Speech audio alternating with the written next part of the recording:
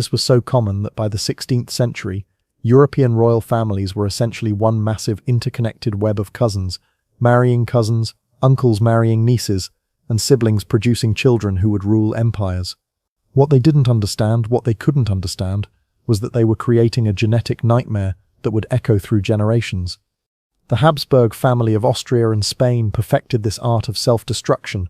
Their family motto might as well have been "Let others wage wars, you, happy Austria, marry." But their marriages weren't happy. They were calculated genetic disasters that produced some of history's most tragic figures. Our first story takes us to Vienna, 1634. In the shadowed corridors of the Hofburg Palace, a child is born who will never know a day without pain. Maria Anna of Austria enters the world with the Habsburg curse already written in her genes, the result of generations of cousins marrying cousins, of a family tree so tangled it resembles a noose. From her earliest memories, Maria Anna knows she is different. While other children run and play, she struggles to walk. Her spine curves unnaturally, forcing her into a hunched posture that makes breathing difficult. Her jaw protrudes so severely that she can barely eat solid food. Servants must cut her meat into tiny pieces, and even then meals become exhausting ordeals of careful chewing and cautious swallowing. But Maria Anna's physical struggles pale beside the psychological torment of understanding why she suffers. She grows up surrounded by portraits of her ancestors, and in each painted face she sees echoes of her own deformities. Here, an uncle with the same protruding jaw. There, a grandmother with the same curved spine. She realizes, with the terrible clarity that only comes with suffering, that she is not unique. She is the latest victim in a long line of genetic catastrophe. The palace physicians, with their bloodletting and their prayers, can offer no relief. They whisper among themselves about the Habsburg curse, but never in her presence. To her face they speak of mysterious ailments and God's will, never admitting the truth that everyone knows but no one dares speak, that her suffering is the direct result of her parents' and grandparents' obsession with keeping their bloodline pure. Maria Anna spends her days in dim rooms, curtains drawn to hide her from the world, and the world from her. She learns to read voraciously, her sharp mind one of the few parts of her body that functions properly. In books, she finds worlds where bloodlines don't matter, where people marry for love instead of lineage, where children aren't born carrying the sins of their ancestors in their very bones. But reality always intrudes. Court physicians examine her regularly, documenting her deformities with clinical detachment. They measure the curve of her spine, the protrusion of her jaw, the weakness in her limbs. She becomes not a person but a case study, a living example of what happens when genetics go wrong. The loneliness is perhaps worse than the pain. Potential suitors, all of them also her cousins, recoil when they see her. Marriage negotiations begin and end quickly once her condition becomes known. She remains unwed, not by choice but by circumstance. Even in a world where cousin marriage is normal, her deformities are too severe to overlook. Maria Anna dies young, at 32, her body finally surrendering to the accumulated weight of genetic damage. Her death certificate lists various ailments, but the real cause is never written down. She died because generations of her ancestors chose power over humanity, purity over compassion. From Austria, our story moves to Spain, to perhaps the most tragic figure in this dark tapestry, Joanna of Castile, known to history as Juana la Loca, or Joanna the Mad. Born in 1479 to Isabella and Ferdinand, the Catholic monarchs who expelled Jews and Muslims from Spain and funded Columbus's voyages, Joanna seemed destined for greatness. Instead, she became a cautionary tale about the price of keeping bloodlines pure. Joanna's madness wasn't apparent in childhood. She was intelligent, educated, fluent in multiple languages, but the seeds of her destruction were already planted in her genes. Her parents were cousins, part of the same interconnected web of European royalty that had been marrying within itself for generations. The first signs appeared after her marriage to Philip the Handsome of Burgundy. The union was arranged to strengthen political alliances, but it became a psychological battleground. Philip was unfaithful, cold, manipulative. Joanna's response was intense, obsessive love that others interpreted as madness. But was it really madness? Or was it the natural response of a woman trapped in an impossible situation? Joanna had been raised to believe that marriage was her highest calling, that producing heirs was her sacred duty. When that marriage became a source of constant humiliation and pain, her mind fractured under the pressure. The real tragedy began when Philip died suddenly in 1506. Joanna's grief transformed into something darker, more obsessive. She refused to allow his burial, traveling across Spain with his coffin, opening it regularly to kiss his decomposing corpse. The image is horrifying, but it speaks to a deeper truth about her condition. She had been so isolated, so deprived of genuine human connection, that even death couldn't break her attachment to the one person who had shown her attention, however cruel. Her father Ferdinand and later her son Charles V used her supposed madness as justification to lock her away. For 46 years, Joanna lived in confinement in the royal convent of Santa Clara in Tordesillas. The conditions were deplorable. She was kept in dark, cold rooms, given minimal food, denied basic hygiene. Her attendants reported that she would go weeks without washing, that she would tear her clothes to shreds, that she would scream for hours at a time. But here's the crucial question. Was Joanna really mad, or was she driven to madness by her circumstances? Modern historians increasingly believe that her madness was largely political, a convenient excuse to remove a legitimate queen from power. Her behavior, while extreme, can be understood as the natural response of someone suffering from severe depression, anxiety, and post-traumatic stress, exacerbated by decades of isolation and abuse. The genetic component cannot be ignored. Joanna's family tree shows clear patterns of mental illness, depression, and anxiety, conditions that become more common and more severe with inbreeding. Her great-grandmother had similar episodes. Her daughter Catherine would later show signs of severe depression. The pattern was clear to anyone willing to see it. Joanna died in 1555, still imprisoned, still officially mad. Her death was barely noted. She had been erased from public memory decades earlier, written off as an inconvenient madwoman rather than acknowledged as a victim of a system that valued political convenience over human welfare. Our next story unfolds in the golden halls of the Spanish court, where a little girl named Margaret Teresa carries the weight of empire in her frail body. Born in 1651, she is the daughter of Philip IV of Spain and his niece, Mariana of Austria. Yes, his niece, because by this time the Habsburg family had become so inbred that uncles routinely married their brothers' daughters, and no one saw anything unusual about it. Margaret Teresa's childhood is documented in exquisite detail through the paintings of Diego Velázquez, court painter to the Spanish kings. In these masterpieces we see a child who should be playing with dolls but is instead dressed in elaborate court gowns, her small face already showing the telltale signs of Habsburg genetic damage. Look closely at Velázquez's portraits, and you'll see what the artist was too diplomatic to emphasize, but too honest to hide completely. Margaret Teresa's jaw protrudes slightly, just enough to hint at the severe deformities that would become more pronounced with age. Her eyes have a distant, almost vacant quality that speaks to developmental delays. Her posture, even as a child, suggests the spinal problems that plagued her family. But the most tragic aspect of Margaret Teresa's story isn't her physical condition, it's her complete lack of agency over her own life. From birth, every decision about her future is made by men who see her not as a person, but as a political tool. She is promised in marriage to her uncle Leopold I, Holy Roman Emperor, when she is still a toddler. The engagement is celebrated across Europe as a diplomatic triumph, with no one stopping to consider what it means for the child at its center. Margaret Teresa grows up knowing that her only purpose is to marry her uncle and produce heirs to continue the Habsburg line. She receives the finest education available to women of her time. She learns to speak several languages, to play musical instruments, to dance and paint. But all of these accomplishments are viewed merely as ways to make her a more attractive bride to her uncle-husband. The marriage takes place in 1666, when Margaret Teresa is just 15 years old. Leopold is 26, old enough to be her father, and is literally her father's brother. The wedding is celebrated with elaborate ceremonies and public festivities, but for Margaret Teresa, it represents the end of whatever childhood she had left. The physical reality of her marriage is something that court records hint at, but never explicitly describe. Margaret Teresa is expected to produce children immediately, despite her young age and frail health. The pressure is immense. The continuation of the Habsburg dynasty depends on her ability to give birth to healthy heirs. She does become pregnant multiple times, but the results are tragic. Her first child, a daughter, lives only a few months. Her second pregnancy ends in miscarriage.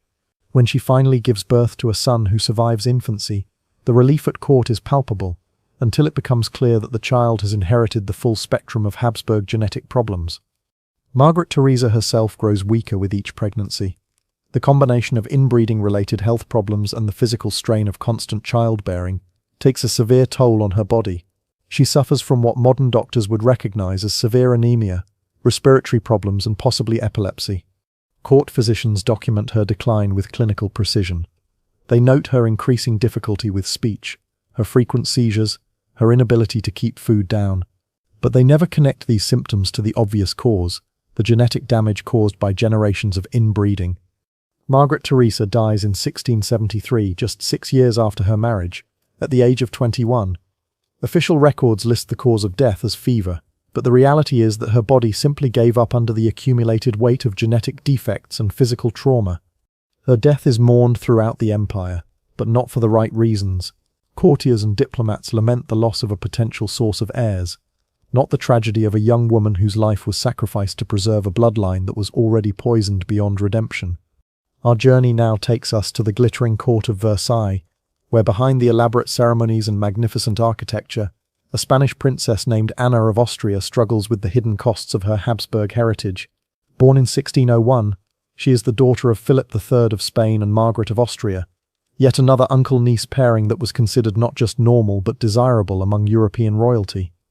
Anna's early life in Madrid follows the familiar pattern of royal inbreeding consequences.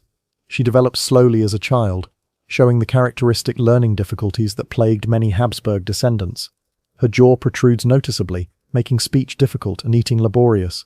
But perhaps most tragically, she exhibits signs of what modern medicine would recognize as severe anxiety and depression, conditions that make her daily life a constant struggle.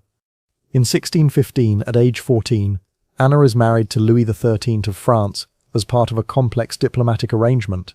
The marriage is meant to cement peace between Spain and France, two powers that had been at war for decades. What no one considers is the psychological impact on Anna herself. She is torn from everything familiar and thrust into a foreign court where she is expected to immediately adapt to new customs, a new language, and a new role as queen. The French court initially welcomes her with elaborate celebrations, but the reality of her situation quickly becomes apparent. Louis XIII is a cold, distant husband who shows little interest in his young wife. He is dealing with his own psychological issues. Modern historians believe he suffered from severe depression and possible homosexuality, in an era when such feelings could not be acknowledged, let alone acted upon. Anna finds herself trapped between two impossible expectations. As Queen of France, she is expected to produce male heirs to secure the succession, but as a Habsburg, she carries genetic defects that make healthy childbearing extremely difficult. Her first several pregnancies end in miscarriage or infant death, each loss adding to her depression and anxiety. The court physicians, following the medical understanding of their time, blame Anna for these failures. They subject her to increasingly painful and humiliating treatments, bloodletting, purging, bizarre dietary restrictions. They examine her intimate areas regularly, looking for signs of what they call defects in her feminine nature. No one considers that the problem might lie in the genetic inheritance she received from generations of cousin marriages. Anna's isolation deepens as years pass without a surviving heir. She becomes the target of court gossip and political intrigue. Nobles whisper that she is cursed, that God disapproves of the Spanish marriage, that France needs a new queen. The pressure becomes so intense that Anna begins to show signs of what modern medicine would recognize as severe agoraphobia. She becomes afraid to appear in public, spending days at a time hidden in her private apartments. Her relationship with Louis XIII deteriorates further as both partners blame each other for their childlessness. They begin living essentially separate lives, coming together only when court protocol demands it. Anna turns to religion for comfort, spending hours in prayer and developing an almost obsessive devotion to Catholic ritual. The miracle, when it finally comes, seems almost too good to be true. After 23 years of marriage, Anna gives birth to a healthy son, the future Louis XIV, the Sun King. The birth is celebrated throughout France as a sign of divine favor, but for Anna, it represents both triumph and renewed terror. She knows that her primary value lies in her ability to produce heirs, and now she faces the pressure to repeat this success. A second son, Philippe, is born 2 years later, securing the succession and finally giving Anna some relief from the constant pressure. But the physical and emotional toll of her years of suffering cannot be undone. Anna remains a deeply anxious, depressed woman who finds little joy even in her eventual success as a mother. Her later years are marked by increasing physical problems, digestive issues, respiratory difficulties, and what court doctors describe as melancholy attacks that leave her bedridden for days at a time. Modern analysis of her symptoms suggests she suffered from the anxiety disorders and depression that ran in Habsburg bloodlines, conditions exacerbated by the trauma of her early marriage experiences. Anna dies in 1666, having outlived her husband and seen her son established as one of Europe's most powerful monarchs. But her legacy is not the political success that history books celebrate. It's the human cost of a system that treated women as breeding stock and ignored the genetic consequences of dynastic marriages. While Marie Antoinette is remembered primarily for her role in the French Revolution, her story is also deeply connected to the Habsburg tradition of inbreeding and its consequences. Born in 1755, she was the daughter of Empress Maria Theresa of Austria and Francis I, Holy Roman Emperor, a marriage that, while not as closely related as some Habsburg unions, still carried the genetic legacy of centuries of cousin marriages. Marie Antoinette arrived in France in 1770 as a 14-year-old bride, carrying with her not just the hopes of the Austrian-French alliance, but also the hidden burden of Habsburg genetic inheritance. Her famous portraits by artists like Elisabeth Vigée-Lebrun show a beautiful woman, but they also reveal subtle signs of the family traits: the slightly protruding lower lip, the distinctive Habsburg jawline that had become more pronounced with each generation of inbreeding. But Marie Antoinette's real struggles weren't immediately visible. Like many Habsburg descendants, she suffered from what court physicians described as feminine difficulties, severe menstrual problems, frequent miscarriages, and what modern medicine would recognize as hormonal imbalances, likely caused by genetic factors. Her marriage to the future Louis XVI was troubled from the beginning, but not in the way that gossips assumed. Both young people were dealing with their own genetic inheritances. Louis XVI showed signs of developmental delays and social awkwardness that made intimacy difficult, while Marie Antoinette struggled with the anxiety and depression that had plagued Habsburg women for generations. The pressure to produce an heir was immense. For 7 years the marriage remained unconsummated, leading to vicious rumors about both partners. Court physicians examined Marie Antoinette regularly, looking for physical reasons for the couple's failure to conceive. What they didn't understand was that both partners were dealing with psychological and possibly physical issues stemming from their inbred heritage. When Marie Antoinette finally did become pregnant, her difficulties continued. Her first pregnancy was marked by severe morning sickness, anxiety attacks, and what modern doctors would recognize as prenatal depression. Her daughter Marie-Thérèse was born healthy, but subsequent pregnancies were marked by miscarriages and infant deaths that took a severe psychological toll. The most tragic aspect of Marie Antoinette's story is how her genetic inheritance intersected with the political catastrophe of the French Revolution. Her anxiety and depression, possibly exacerbated by inbreeding-related hormonal issues, made it difficult for her to navigate the complex political situation developing around her. Her tendency toward impulsive decisions and emotional outbursts, traits that might have been manageable in a stable political environment, became fatal flaws as France descended into revolution. Court observers noted her increasing erratic behavior as the political situation worsened. She would swing between periods of manic activity and deep depression, unable to maintain the consistent political judgment that the crisis demanded. Modern historians debate whether these mood swings were purely circumstantial or whether they reflected underlying psychiatric conditions common in Habsburg bloodlines. The famous phrase, "let them eat cake," which she probably never actually said, reflects the way her enemies used what might have been symptoms of genetic mental health issues to paint her as callous and out of touch. Her real tragedy wasn't callousness, but rather the opposite. She was overwhelmed by the suffering around her and lacked the psychological tools to cope effectively. During her imprisonment and trial, Marie Antoinette showed remarkable courage, but also signs of the dissociative episodes that had affected other Habsburg women under extreme stress. Guards noted her periods of apparent confusion, her difficulty focusing on questions during interrogation, and her tendency to retreat into herself when faced with overwhelming pressure. Her execution in 1793 ended not just a life, but a genetic line that had shaped European history for centuries. In her final moments, she reportedly showed the dignity that had always been her best trait, but also the resignation of someone who had never fully understood why her life had been so difficult. To truly understand the scope of Habsburg genetic tragedy, we must examine not just individual women, but entire generations destroyed by the practice of inbreeding.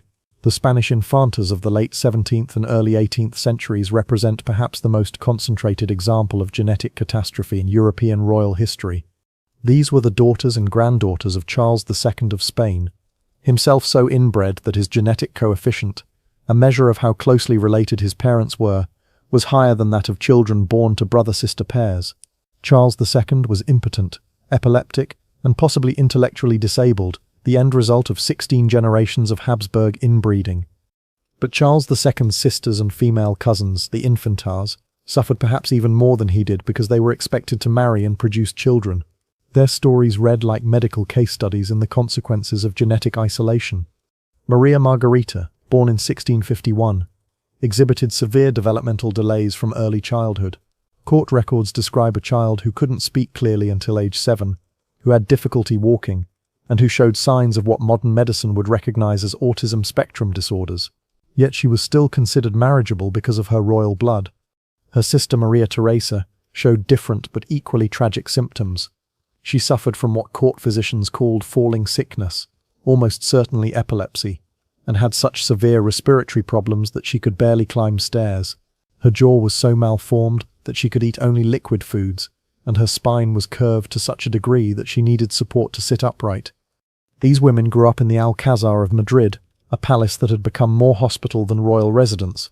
Teams of physicians, surgeons, and priests attended to various royal children, all suffering from different manifestations of the same underlying genetic catastrophe. The palace records from this period read like a medical textbook on the consequences of inbreeding, epilepsy, developmental delays, physical deformities, immune system failures, and psychiatric disorders. Yet even in their suffering, these women were expected to fulfill their primary royal function, producing heirs. Marriage negotiations continued despite their obvious unfitness for childbearing. European courts received detailed medical reports on their conditions, not out of concern for their welfare but to assess their potential value as breeding stock. Maria Margherita was eventually married to her cousin Leopold I, Holy Roman Emperor, the same man who had previously been married to Margaret Theresa. The marriage was a disaster from the beginning. Maria Margherita's developmental delays made it impossible for her to understand her marital duties, while her physical problems made consummation extremely difficult. The psychological torture of these arrangements cannot be overstated. These women grew up knowing that their only value lay in their ability to produce children, yet their genetic inheritance made healthy childbearing nearly impossible. They lived with the constant fear of pregnancy, knowing that each conception risked not only their own lives but would likely produce children even more damaged than themselves. Court records from this period reveal the human cost in heartbreaking detail. Letters between royal women describe miscarriages, infant deaths, and the constant fear that accompanied each pregnancy. They write of children born so deformed that they couldn't survive outside the womb, of babies who lived only days or weeks before succumbing to genetic defects. The psychological impact was devastating. Many of these women developed what modern psychiatry would recognize as severe anxiety disorders, depression, and post-traumatic stress. They became reclusive, afraid to appear in public, ashamed of their appearance and their failures as wives and mothers. Perhaps most tragically, they often blamed themselves for their inability to produce healthy heirs. The genetic science that would explain their condition wouldn't be developed for centuries, so they interpreted their struggles as personal failures or divine punishment. This self-blame added another layer of suffering to lives already overwhelmed by physical and emotional pain. To fully understand these women's stories, we must examine the genetic science that explains their suffering. When closely related individuals reproduce, their children have a higher chance of inheriting 2 copies of harmful recessive genes. In a healthy, genetically diverse population, these harmful genes are usually masked by normal copies inherited from unrelated parents. But when cousins marry cousins generation after generation, as the Habsburgs did for centuries, harmful genes accumulate and compound. Each generation becomes more likely to express genetic disorders that would normally remain hidden. This process, called inbreeding depression, affects not just physical traits but also mental health, immune function, and fertility. The Habsburg jaw, technically called mandibular prognathism, is one of the most visible examples of this genetic accumulation. This trait became more pronounced with each generation of inbreeding, eventually becoming so severe that some Habsburg descendants couldn't properly close their mouths or chew solid food. But the visible deformities were just the tip of the iceberg. Modern genetic analysis suggests that Habsburg descendants also suffered from increased rates of epilepsy, intellectual disabilities, anxiety disorders, depression, and immune system deficiencies. Many of the mysterious illnesses that plagued royal women were likely autoimmune disorders caused by genetic damage. The fertility problems that affected so many Habsburg women can also be explained by genetics. Inbreeding increases the likelihood of genetic incompatibilities that make conception difficult, and pregnancy dangerous. The high rates of miscarriage and infant mortality in Habsburg bloodlines weren't due to medical ignorance alone, they were the inevitable result of genetic damage accumulating over generations. Perhaps most tragically, the psychological problems that affected women like Joanna of Castile and Marie Antoinette can be understood as genetic predispositions to mental illness being triggered by environmental stress. These women weren't inherently mad, they were genetically vulnerable to anxiety and depression, conditions that were then exacerbated by the impossible pressures of their royal positions. What makes these stories even more tragic is how the system perpetuated itself despite obvious evidence of its harmful effects. Royal courts had extensive records documenting the health problems that plagued inbred bloodlines, yet they continued arranging cousin marriages for political advantage. Court physicians wrote detailed reports on the physical and mental health problems affecting royal children, yet these reports were treated as medical curiosities rather than warnings about genetic damage. The connection between inbreeding and health problems was obvious to anyone willing to see it, but political and economic considerations always took precedence over human welfare. The Catholic Church, which could have intervened by refusing to sanction such closely related marriages, instead provided dispensations that made even the most genetically dangerous unions legally and religiously acceptable. The Church's position was that royal bloodlines were divinely ordained, and that preserving their purity was more important than preventing human suffering. Even the affected women themselves sometimes perpetuated the system. Having been raised to believe that their royal blood made them superior to commoners, some actively sought marriages with their own relatives to preserve what they saw as their genetic inheritance. They didn't understand that they were participating in their own genetic destruction. The most heartbreaking aspect of this perpetuation is how each generation of women hoped that their children would be different, that somehow their offspring would escape the genetic curse that had plagued their families for centuries. They endured pregnancy after pregnancy, miscarriage after miscarriage, hoping against hope that the next child would be healthy. The Habsburg genetic experiment finally came to an end with Charles II of Spain, whose death in 1700 without heirs sparked the War of Spanish Succession. Charles II was so genetically damaged that he was impotent, and possibly intellectually disabled, the final tragic endpoint of centuries of inbreeding. His death marked not just the end of the Spanish Habsburg line, but the beginning of a slow recognition that royal inbreeding was unsustainable. While cousin marriages continued among European royalty, they became less common and less closely related, as courts began to understand the genetic risks involved. The women whose stories we've explored were victims of a system that valued political convenience over human welfare, genetic purity over genetic health. They suffered and died not because of personal failings or divine displeasure, but because their ancestors made choices that prioritized short-term political advantage over long-term genetic consequences. Their legacy is not just the historical record of their suffering, but the scientific understanding that grew from studying their condition. Modern genetics owes much to the tragic Habsburg experiment in inbreeding. Their pain contributed to our understanding of how genes work and why genetic diversity is essential for human health. While royal inbreeding on this scale is largely a thing of the past, the forces that created these tragedies still exist in different forms. Isolated communities around the world still practice cousin marriage, often with similar genetic consequences. The fundamental tension between preserving cultural traditions and protecting genetic health continues to play out in various contexts. More broadly, these stories remind us of the dangers of treating people as means to an end, rather than as individuals deserving of dignity and choice. The Habsburg women were reduced to their reproductive function, valued only for their ability to produce male heirs and preserve bloodlines. Their individual needs, desires, and welfare were secondary to political considerations. This dehumanization isn't unique to royal courts of the past. Throughout history and continuing today, women have been reduced to their reproductive capacity, their worth measured by their ability to produce children for the benefit of others. The Habsburg tragedy is an extreme example of a pattern that continues in various forms worldwide. As we reach the end of these tragic stories, we must confront an uncomfortable truth. The suffering of these women served a purpose, though not the one their tormentors intended. Their pain, documented in court records and medical texts, provided crucial evidence for the development of modern genetics. The Habsburg genetic experiment, horrific as it was for those who lived through it, gave science invaluable data about the consequences of inbreeding. Modern understanding of recessive genes, genetic diversity, and hereditary disease patterns developed partly from studying the tragic outcomes of royal cousin marriages.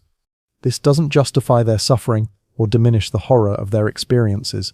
But it does mean that their pain wasn't entirely meaningless. The knowledge gained from studying their condition has helped prevent similar tragedies and has contributed to our understanding of human genetics. The women we've discussed, Maria Anna of Austria, Joanna of Castile, Margaret Teresa of Spain, Anna of Austria, Marie Antoinette, and the forgotten Spanish infantas, were real people who lived real lives, filled with real suffering. They weren't just historical footnotes or genetic case studies. They were daughters, wives, mothers, and human beings who deserved better than the fate that genetics and politics conspired to give them. Their stories serve as a reminder of the importance of putting human welfare above political expediency, of recognizing the individual dignity of every person regardless of their social status, and of understanding that even the most powerful institutions can perpetuate tremendous suffering when they lose sight of basic human values. Return with me now to that moment of terrible realization we imagined at the beginning, waking up to discover that your entire life has been shaped by decisions made before your birth, by ancestors who valued bloodline purity over human welfare. For the women whose stories we've explored, this wasn't imagination but daily reality. They lived with the knowledge that their physical pain, their mental anguish, their reproductive failures, and their social isolation all stemmed from the same source, a genetic inheritance poisoned by generations of inbreeding. They carried not just their own suffering, but the accumulated weight of centuries of poor decisions made by people who should have known better. Yet in their pain we find something profound about human resilience. Despite their circumstances, many of these women found ways to assert their humanity. Maria Anna became a scholar, finding intellectual freedom in a body that imprisoned her. Joanna maintained her fierce love even in madness. Margaret Teresa bore her suffering with dignity. Anna found solace in faith. Marie Antoinette faced death with courage. Their stories remind us that even in the darkest circumstances, the human spirit can find ways to assert its worth. They also remind us of our responsibility to learn from their suffering, to ensure that our pursuit of political, economic, or social goals never again requires the systematic destruction of human beings. The curse of keeping bloodlines pure has finally ended, at least in its most extreme forms, but the memory of these women and their suffering lives on, a testament to the price of valuing ideology over humanity, tradition over compassion, and power over love. In the end, their legacy is both tragic and redemptive. Tragic because their suffering was preventable, redemptive because their stories have helped ensure that such systematic genetic destruction will never again be pursued in the name of royal purity. They paid the ultimate price so that we could learn a lesson their ancestors refused to see, that human worth cannot be measured by bloodline, and that true nobility lies not in genetic purity, but in the courage to acknowledge our common humanity. Their voices, silenced by death and time, still echo through history with a simple, profound message. Remember us not for our royal titles or our political significance, but as human beings who deserved better than the fate that genetics and politics conspired to give us. Remember us and learn from our suffering, so that others might be spared the curse of keeping bloodlines pure.